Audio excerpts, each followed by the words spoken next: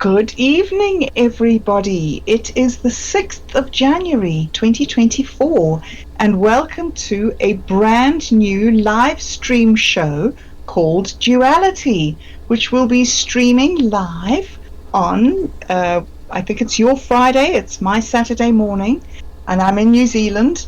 We're going to be streaming on Rumble and on YouTube.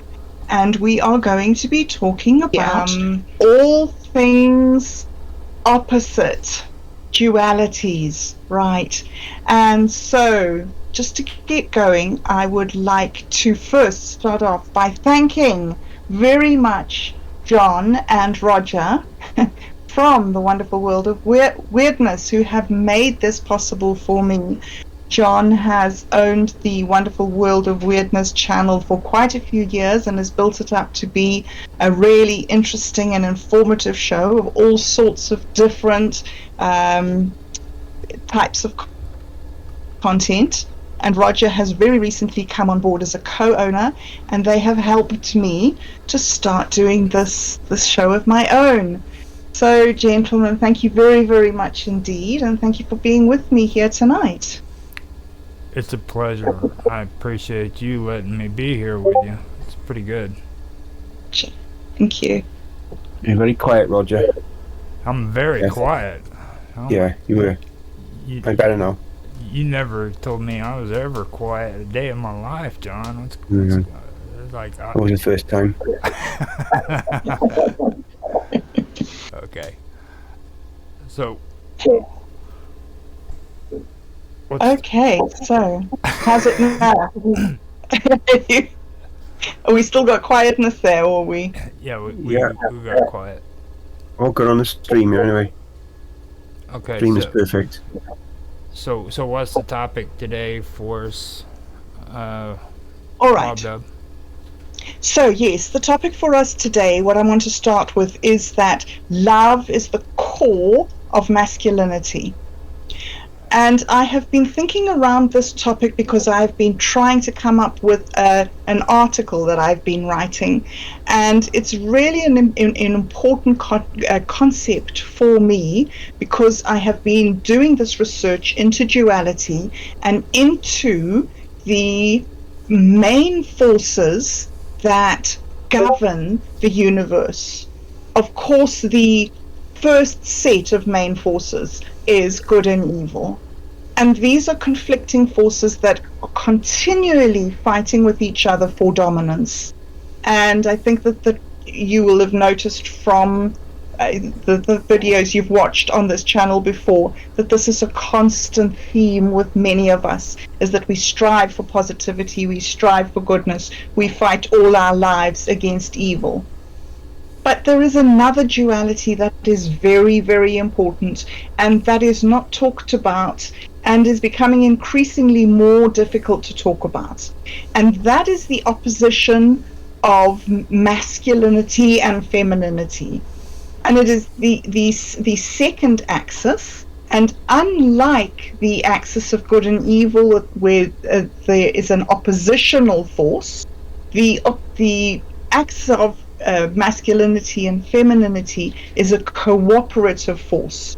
And you can think of the forces of masculinity and femininity being in a lifelong dance for achieving unity and achieving harmony between them. And why I wanted to choose this as the inaugural topic for tonight, for this show, is that I have experienced personally a very dark night of the soul, and it has been through the most amazing masculine nurturing of me, and guidance and teaching and all sorts of support that has actually brought me from a state of really deep depression and post-traumatic stress disorder on very strong psychiatric medicines and almost unable to function, to a place where I am now, as you can see, starting to build my life again and move forward. The very first person who I encountered was a guy on minds.com called Willie Leave, who told me that the purpose of life was to love. Shortly after him, I met Chris Dogood. Chris Dogood was an amazing friend to me, and when he saw me wallowing in self-pity and self-destruction, he stepped up and said to me, you know, pull yourself together. And later on he said, wow, when I did that, I had to really hold my breath because I didn't know how you were going to respond. So he, at a lot of personal risk to himself, reached out to me. He introduced me to Jaffe Ryder, who, as you know, has just had the very, very successful Christmas telethon that he runs every year, which is the Secret Santa. And through Jaffe and Pirate Radio Network, I was introduced to Roger, and then Roger introduced me to John. So it's been this amazing personal experience for me of how I experience it, is how I describe it as being fished out of the pit by God's army. And it has been a very deeply personal, deeply moving experience to discover this type of healing. And yesterday I was reading somewhere about something that it was describing how God was feminine, and it was saying that the reason that God is feminine is that the nature of God is love. And it just made me go back to this article that I've been researching for and discover and again and go into it more deeply and see that in fact love as a divine principle is very, very closely equated with the great masculine axis. So yes, that is my introduction, and I would like to then just hand over to you, Roger, and ask you, what is your perspective on duality and masculinity and femininity? How do you see it? Well, you mentioned a lot of good things on the topic of feminine and masculinity, and what really stuck out to me was the nurturing part that you were talking about. That is really a strong energy for the feminine aspect of the duality between feminism and masculinity, because like with the feminine, what I've learned is with the feminine energy, nurturing, being receptive, creative, expressive, and being intuitive is a big part of it. You know what I mean? That's kind of what it is. And for me personally, I don't see there. I don't see. Well, let me try to say this the best way I can. I'm getting a lot of chatter too. Hold on a minute. I'll turn that down a little bit. Is that helping out with the chatter sounds? Yeah, it's not too bad here. How's it for you, John? Yeah, there's a little bit of I think it's picking up from your mic, Bob, because when Roger was speaking, it was flashing up that you were speaking even though you weren't. So really? my mic was turned off. It must be your volume of your computer, maybe. Okay, now you can hear it when you're talking. You hear it when others. Maybe, I don't know. I just did it a little bit, but otherwise it was fine. It was happening with me. I smacked my mic around a little bit. Yeah, my mic was off. Yeah, and I've turned off the stream audio on YouTube this time. I made sure it wasn't me this time. Okay, let me make sure. Now, what I was referring to on the feminine aspects when it comes to what I was saying is it's the feminine energy, you know what I mean? It's not necessarily just the aspects, it's the energy that comes from the feminine side, which the nurturing comes from. And I personally don't, I think, like I said, I need to say this properly, you know what I mean? Because it's very important. People have to come to an understanding that there's no battle going on between the feminine and the masculine, okay? We all have both aspects within us, And when we deny one or the other, what we're doing is causing frustration for ourselves. Everybody has an aspect that is feminine and one that's masculine.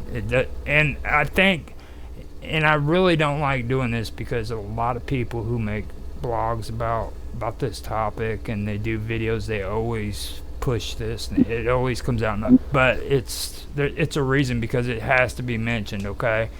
One of the biggest mistakes I think people did when it came to the feminine and the masculine was they connected it to a gender. You know what I mean? They made feminine towards the female and masculine towards the male, and I think that was one of the biggest mistakes that was ever made because we all have a little bit of both, or we all have both in us, you know what I mean? And when there's a conflict going on there, that means that you are denying a part of yourself that's there, you know what I mean? So that's one thing that I feel about about what you were discussing that sticks out to me. You know, you have to accept the both parts of it, you know. So with that, I'm just going to let one of you guys talk because I've talked way too much. Oh, that's a very, very interesting perspective. I really agree with you on that, Roger. And I think that from a psychology point of view, from particularly Jung, he says that men develop their masculine side first, get to midlife, and swap over and start developing their feminine side, whereas women develop their feminine side first and then get to midlife, swap over and start developing their masculine side. So a truly mature person is somebody who's been able to integrate both sides of the axis. And so yes, it is absolutely, and I do want to stress it again that the oppositional forces are good and evil. The cooperative forces are masculine and feminine. So definitely, cooperative. And so, John, would you like to contribute? You've said you don't really have much to say, but I'm sure you do have an opinion. To be honest, when we're in the spirit realm, when we're not on this planet, so to speak, we're male and female. We're both. We're not one or the other. We're both. And it's, how can I say, when we're compressed into a body on this planet, then because we're born a male, we're told we got to be male. You know, we're sort of like conditioned that we have to be male because we're in a male body. Or if we're in a female body, we're sort of conditioned. You've got to be female. That's the way society is to us. And I agree with what Roger's saying. We've got both sides, both in our nature. It's you find the people that have trouble talking about it are the macho men, you know, big muscles or something like that, you know, and they say, I can't be female. They're just like embracing one part of themselves. It's up to them what they do. Everyone's individual, everyone's who they are. But basically, in our core beings, we're both. We're female and male and female. I say out of this planet, we wouldn't, that's what we would be. We'd just be one. Our person, our core, our soul is both. So getting the balance when you're in a human body is the challenge. Then is to get the right balance between it both, in my opinion. So, and see, for me, I think a lot of people misunderstand what feminine and masculine what feminine and masculine are, you know what I mean? Like I was taking down some notes earlier because I didn't want to mess up on this, you know, but when people think of being masculine, they think that it's the big sports guy, you know, the big tough and rumbling guy, but there's a lot more that's classified as masculine. Just like with being feminine, you know, there's more that's involved with the feminine as well. for example, for the feminine aspects of Dharma, that's virtue and purification. You know what I mean? Where the masculine aspects of Dharma is order, customs, duties, rights, laws, and conduct. And you'll find it all within the Hindu writings, and even in the Buddhists, I believe they believe in Dharma too, don't they, bobdub? Yes, absolutely. But there's tons of writing when it comes to the masculine and the feminist. And I was just mentioning it on chat too, to where I was thinking maybe have a conversation over the Beatitudes out of the New Testament. I mean, there's a lot that you could classify as both feminine and masculine as well. So, I mean, it's everywhere. Like whenever you're like okay, for us example, we're sitting here and we're working on the channel, we're setting up videos and stuff. Every time we go and we organize the videos and we put descriptions on the videos and we do the outlines and set up the introduction and the outros and all that stuff, what we're doing is we're doing a form of masculine work, you know what I mean? Whereas the feminine is more towards like the beauty, you know what I mean? Like in nature, it's the beauty of nature that's the feminine aspect of nature. Whereas the masculine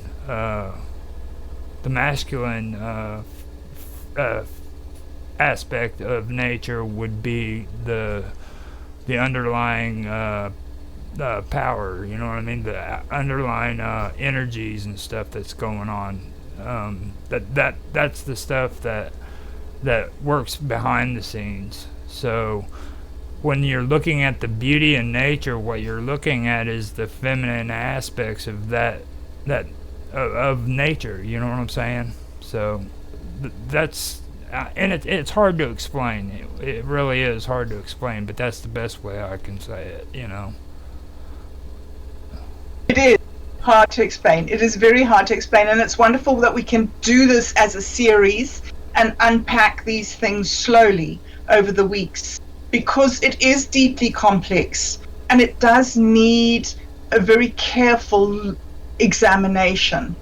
And I think that how I see the very broad categories that I put into masculinity and femininity, I feel that masculinity has, as you were saying, Roger, a lot to do with doing things, building things, making things, being out there in the world and getting things done. Whereas the feminine aspects are much more relational and much more, as you were saying earlier, nurturant. And so there are those two very broad categories, but then they're not, again, not related to gender, because even though women and men have very different relationships, have different relationships, they both have relationships. So you can't say having relationships is a feminine characteristic and therefore men are bad at it. Mm-hmm. So it takes a lot of real thought and care, I think, to get to the place where you can see what the correct balance is in your life. What do you think, John? You were talking about spiritual balance. Do you think that sort of growth of spirituality and the growth of maturity is related to your sort of development of your femininity and masculinity? To be honest, I'm not sure, because I never I'm not good at categorizing things. I just see things in black and white, so I don't really know. I don't think, because of part of me I'm like this or part of me I don't think that way. I might something I can explain. I was just thinking about you saying then, and I just thought I can't really, because that's just the way I am. It's everything's in black and white to me. I just am what I am, and obviously I'm obviously a man. I'm born into a man's body, and what have you. But I just am what I am. You know, I'm not, and I can't really. I find it hard to categorize it because I just not something I've ever really thought about. But I don't know. I do agree though. Conflicting, suppressing part of yourself, if you be a female side or a male side, I don't think people should do that. I should try and find a balance. They don't have to go outside in the world and say, "Oh, I'm embracing my female side." You don't have to do that. You can just do it in your own home. You just in your own mind, whatever, you know. But I do think, yeah, you're asking for trouble if you sort of, from a spiritual point of view as well, because any sort of suppression of emotions, like male or female sides, any type of suppression is bad for your soul. It's bad for you. It's not good. So, in that sense, that's what I really got to say about that. Now, like, whenever it comes to, like, masculine attributes, though, especially when it comes to society, it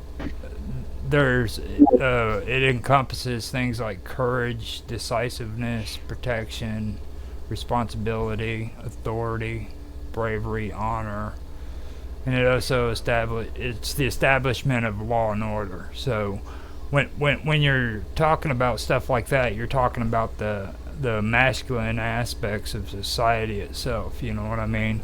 So I mean, that's kind of what I'm getting into about, like, people really don't understand the full implications of what being masculine is and what being feminine is, you know.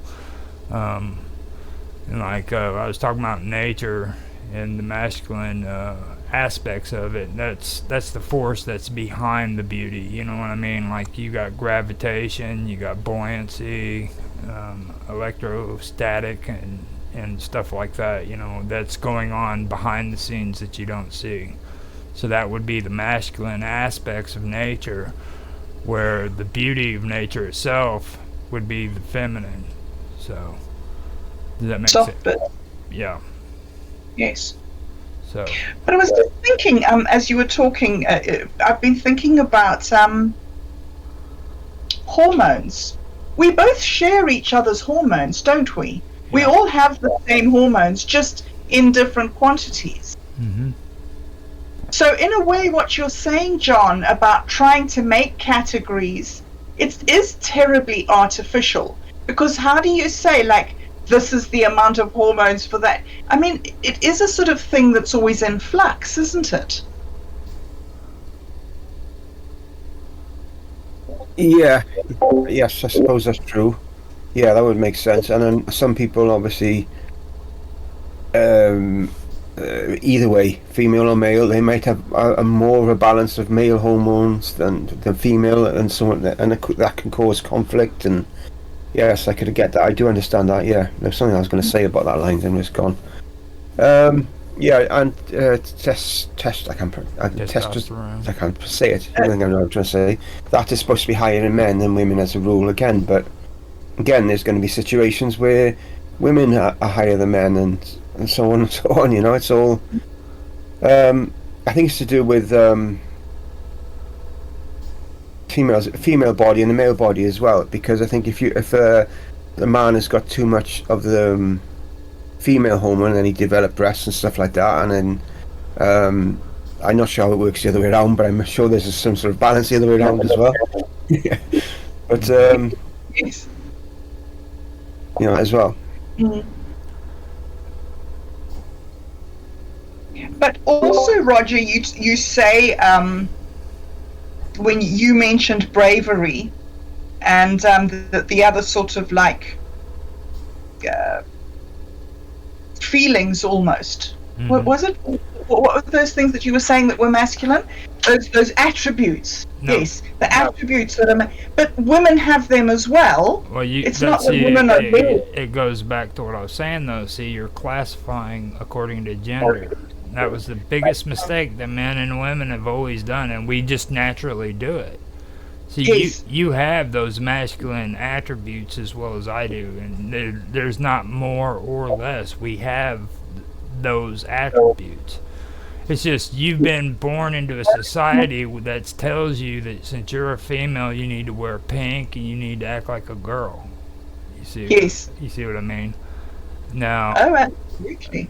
and Yeah. that's what I was getting at with that. Okay, you have those aspects in your life. It's just like with the feminine. Since I've mentioned the masculine, let me get into the feminine a little bit. Okay.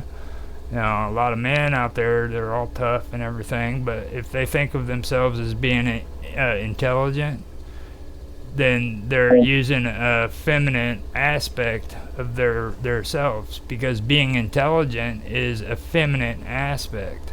Okay, so if you're intelligent, then that means you're using a feminine aspect in your life. You know what I mean? Communication skills, being able to talk to another person and being able to be coherent to where people can actually, understand what you're saying. That is the feminine aspect as well. So then you've got emotions. You guys are talking about emotions. That's all feminine. Anything that's related to emotions whatsoever. If you're feeling emotions, then you're using a feminine aspect of yourself. That's not masculine. That's feminine. So and these qualities, they contribute to our society with well, what they do is they foster diversity and understanding. Basically, you know what I mean. Without them, that we couldn't do anything when it comes to being diverse and people of different genders and ages and cultures. We couldn't be around each other if we didn't use those feminine aspects in our lives. You know what I mean? So Yeah. I didn't have a chance to go over the feminine aspects. I was talking about the masculines at first, so I wanted to cover that because that's something else. And then there's the other stuff that really everybody basically knows is feminine, like color. Everybody knows that's true, And then you have love, which actually I think love is a mix of both of them, to be honest with you. I don't think it's one or the other. It's an intertwining of the two.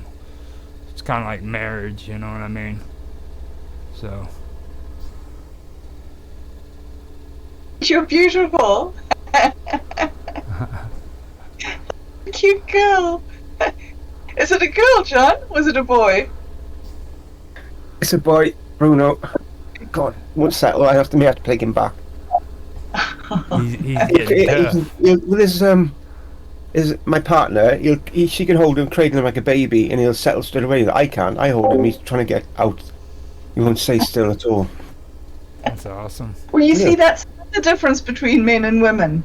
Yeah. Women are really good at putting babies to sleep. Men are really good at playing with kids. It's just like, it's not something that you have to work at. It's just that we do have different things that come to us more easily. Oh, yeah. I think he's eyeing up your cat. Look, he must have there. There's a cat there. Yeah. Sit up, sit you up. See you. See, there we are. Oh, well. So it's different from the bodies, because our bodies do have different amounts of hormones in them. So there's an amount of sort of biological masculinity and femininity, which is driven by our chemistry. But it seems to me that what you're saying, Roger, is that there are other aspects that we have which are not dependent on our biology, and that we have in equal quantities. So, for instance, a man can be as nurturant as a woman can, so they can both have a female attribute. and a woman can be as courageous as a man can, so they can both have a masculine characteristic. Am I right? Did I understand you right? Yeah, I mean that's really what it comes down to, and I think the whole mix-up in it is the fact that all of this has been classified according to gender. You know, it always comes back to that because it's one of the biggest mistakes we ever had. We were talking in chat about Gaia, you know what I mean, and about pagan religions. You know, pagan religions started out, from what I'm understanding, where they were actually feminine in nature, and they became masculine as time went on. And the reason why that happened was because a lot of the deities were moon gods. They worshiped moon gods, and as time went on, it went from worshiping lunar gods to solar gods, worshiping the sun. You know what I mean? I don't know how true that is, because a lot of that kind of has astronomy and stuff like that mixed into it. So, I mean, it's kind of interesting how all that works. So, I'm still kind of getting into that aspect and learning about it. So, I'm not gonna, don't quote me on it, basically, is what I'm saying. I've read similar things to that. I've read that the very early European religions were the Druidic religions, and they counted by the stars, and their religions were feminine, and they were very peaceful sort of cultures. And a lot of the gods, the gods were very, very, very female gods. It was a lot about having babies, you know, making sure that your offspring survived, because there was no modern medicine, and most children died at childbirth. So for a human society to be viable, the breeding population had to be very, very well looked after. And so, so those were the original aim of the society, was very feminine. It was breeding.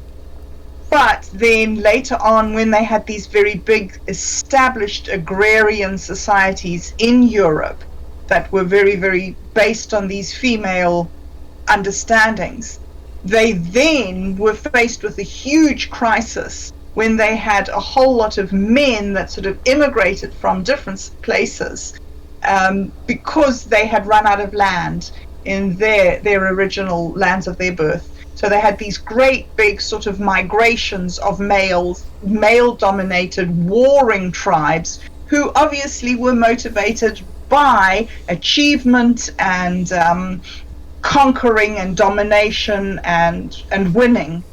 And so there was one of the very first clashes of spiritual sort of like ideologies, if you like. And one of the reasons where we got these ideas in our culture, that male and female ideas and ways of being are in opposition to each other instead of cooperating with each other. Now, like, I really got in there. I haven't done it lately, but I've really got in deep with Göbekli Tepe. I don't know if you've ever heard of that, all right? But the structures they had there, they've been scrutinizing them, and they've started doing research on them, and they say that a lot of those structures are built in the shape of a female womb. And don't get me wrong, I know we're supposed to be family friendly and everything, but it's the truth. It's what they are, and that right there is a good example of what you're discussing and what I'm discussing too when it comes to the female aspect or the feminine aspect of when it comes to history and ancient history on top of it and these deities and what they worshipped. And you were spot on with what you were saying, you know. But that's a really good example of all that. And at some point, they went from going from, well, like the Sumerians, okay? A lot of people don't realize the Sumerians didn't have a king at first.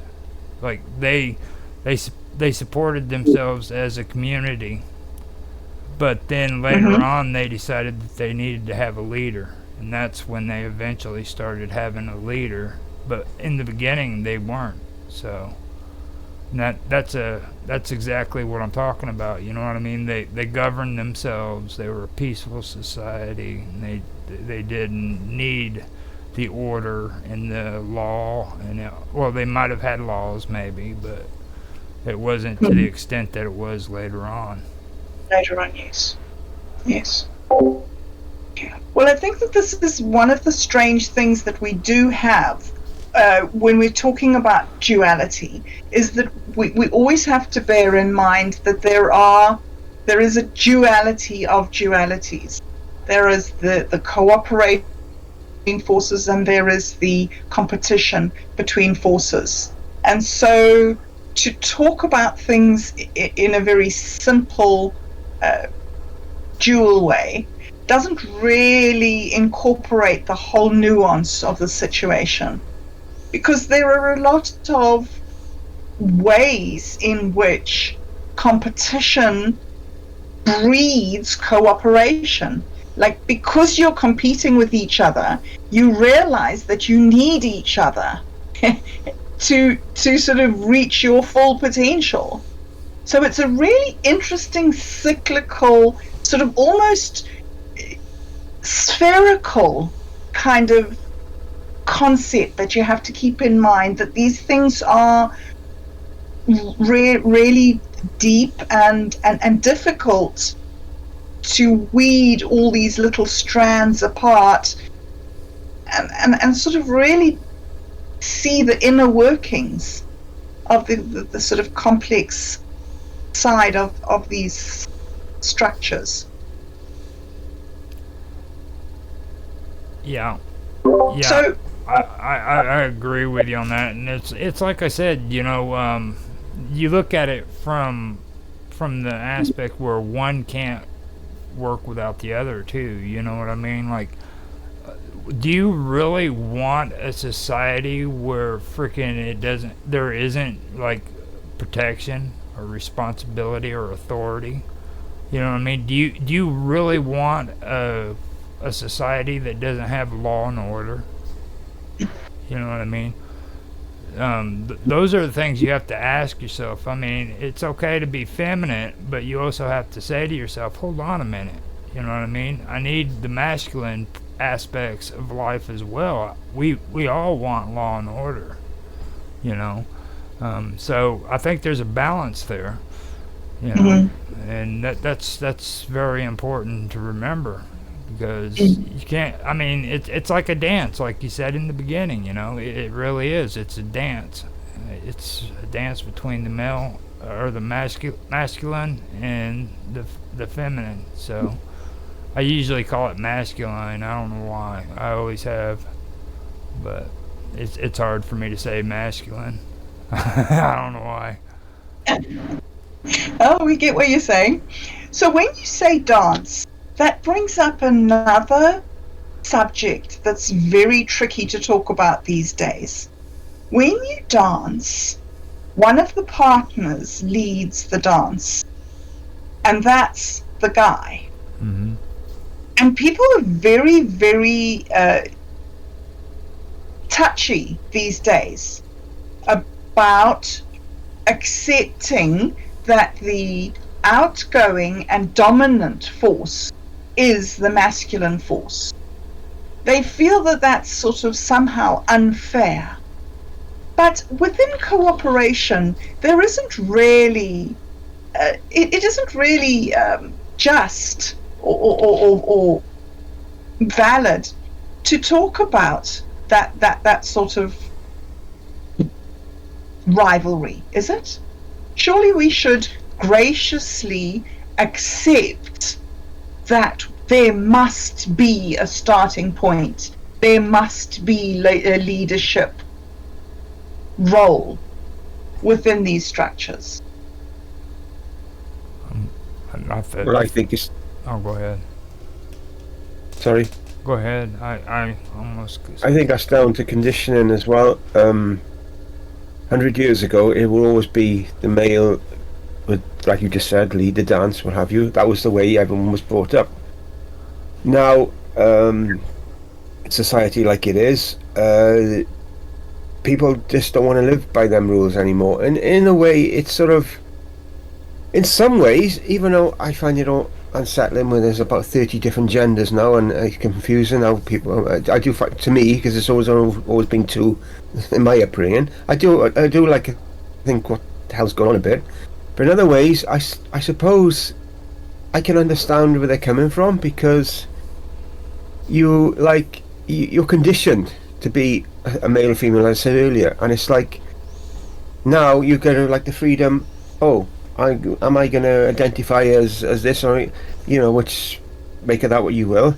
So in a sense, it allows you, if you're a man, it allows you to be more female than male if you want to, and female if you want to be more male than female. You've got more of a I suppose, a platform to do it in the generation that we're like in now than we could like 30 years ago. Just if you come out and when I was born, if you come out and said, "Oh, I'm deciding now I'm going to be a female," and you were a man, you'd just be shot or something. Like, you know what I mean? This doesn't happen.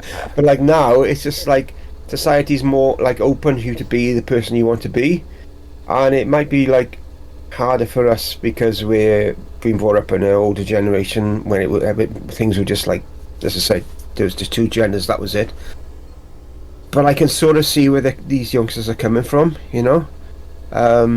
I hope it settles down a bit, because at the moment it's quite like crazy, and stuff the way it goes on. But I do get where it's coming from. I can sort of understand why. It's probably years of like being repressed. You told you can't be like this, you can't be like that, and it just this is the end result. This is what happens because of being repressed and what have you. And so that's like my view on it, I think. I'm really impressed that you said something, because like I've never really heard you like making a serious conversation like that, like out, you know what I mean? And that's really impressive, John, because you usually avoid talking about stuff like that. I mean, that's pretty cool. I just wanted to say that was awesome. Awesome conversation, this conversation. Another thing that I'd like to ask you about, okay, before, because I know we're drawing it towards the end of the time and I could go for another 4 hours, but the original topic that I introduced was that love is the core of masculinity. And you started off, Roger, by saying that you thought that females were much more nurturant and caring. And that has been running through my mind this evening, and I have been thinking, what exactly is love? Because love is not necessarily nurturance or compassion. Sometimes love is a very, very hard, difficult thing. Mm-hmm. Well, you do remember where I said that nurturing fits in, don't you? I mean, nurturing is the feminine energy that you get, okay? Being receptive, being intuitive, being expressive, all that good stuff. That's the feminine energy that comes out of your being, your feminine side, your masculine side. So um, that's not love. That's your aspects. That's the feminine aspect of your being. That's why you do it. It's the feminine part of you, and males can do it just as well as females. That's why a male loves his child. You know what I mean? It's the feminine aspect of him. There's nothing masculine going on there when it comes to the love of a father with his children. You know what I mean? That's all feminine. And I think that's what's hard for people to understand, you know. Yeah, Oh, I see. you see it. I see. So you see that as being an expression of your feminine side. Okay. Right. Now, love is an inside job, all right? Everybody thinks that whenever you fall in love, it's because some outside force just influenced you and everything. You are the one who feels love. I am the one who feels love. Okay? Nobody makes me feel love. Nobody makes me feel hate. I feel love. I feel hate. Okay? Now, whenever you go into relationships that aren't so great and they fall apart, it's usually because it's a one-sided deal there, you know. I felt love, she didn't. You know what I mean? So Yes. that's where a lot of people have frustrations too, is because they can't accept that. It's like nothing magical happens when you fall in love. It's what you feel, and it's hard for people to handle that because they've never been raised that way. You know what I mean? And that's how I feel about love when it comes to that. Now, um, I don't believe in like true love. You got that one person hiding out there, you know, that just is perfectly made for you. I'm pretty sure I fell in love quite a few times. It's just it wasn't a two-way street, you know. And that's one reason why I'm very picky about the relationships I do get into now. You know, I've said it in the past, I'm celibate now, you know, and I chose to be that way for a reason, and it wasn't because of the other people, it was because of my decision making, you know. So, um, and that was a personal decision I made on my own, you know. Yes. So that's my take on love. Mm. So don't hate me too much. I don't hate you at all. I think it's No. very interesting. But there's more to love than the feelings, Roger.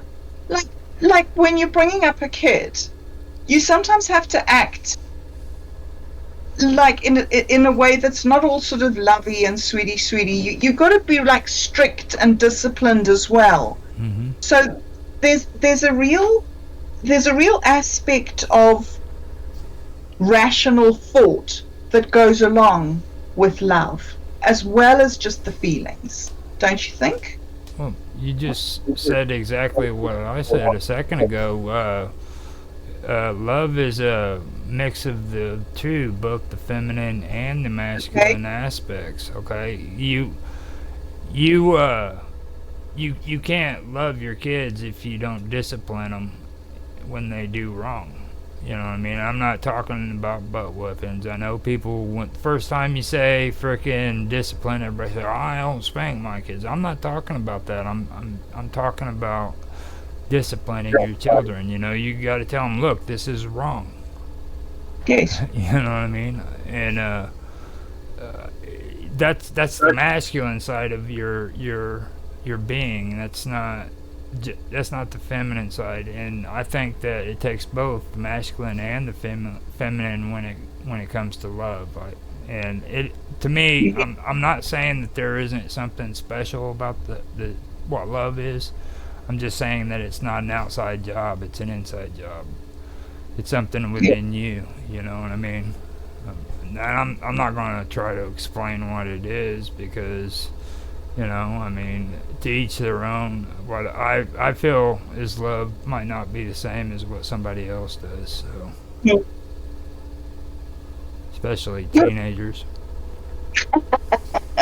especially teenagers.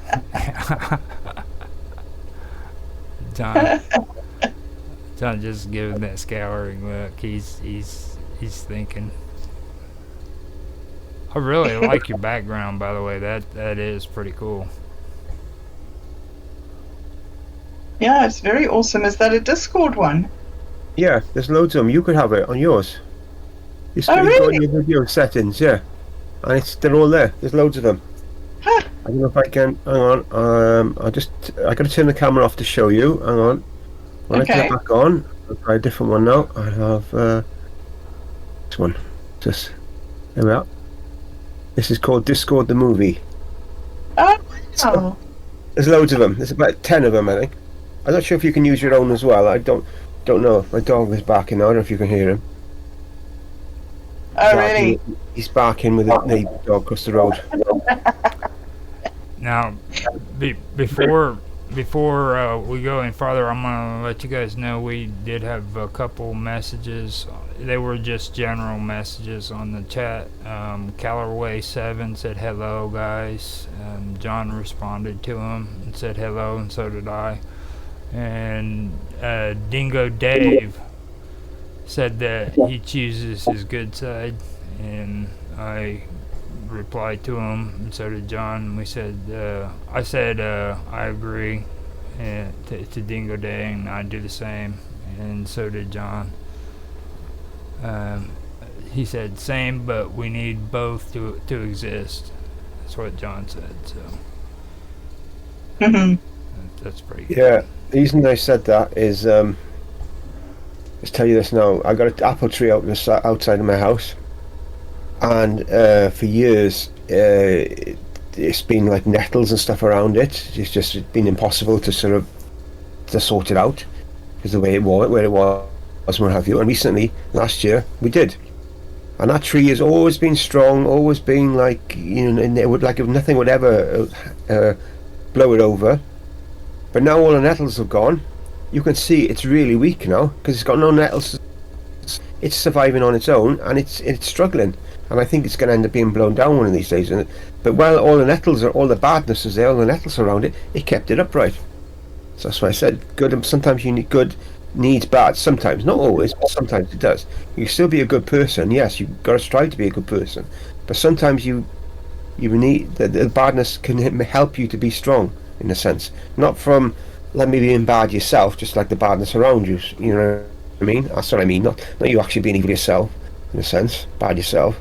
Just sometimes the conflict, so to speak, can make you can raise the strongest flower, so to speak. You know, that's what I mean. So, That's pretty good. yeah. I like that. You know, that's another aspect that we could maybe look at next week.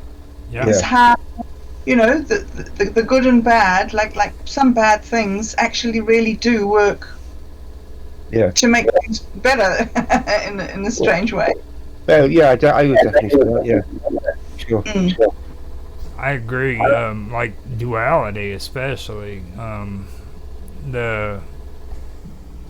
We were talking about that before, where we were talking about two opposites can't occupy the same space, but they're both there for a reason. You know what I mean? Like, and Zoroastrianism is something that I mentioned to John earlier in chat too. You know, that's just one big dualist topic all by itself. If you get into talking about it, it would blow your mind what their whole belief system was. Like, you could go on forever just discussing it. It's that complex.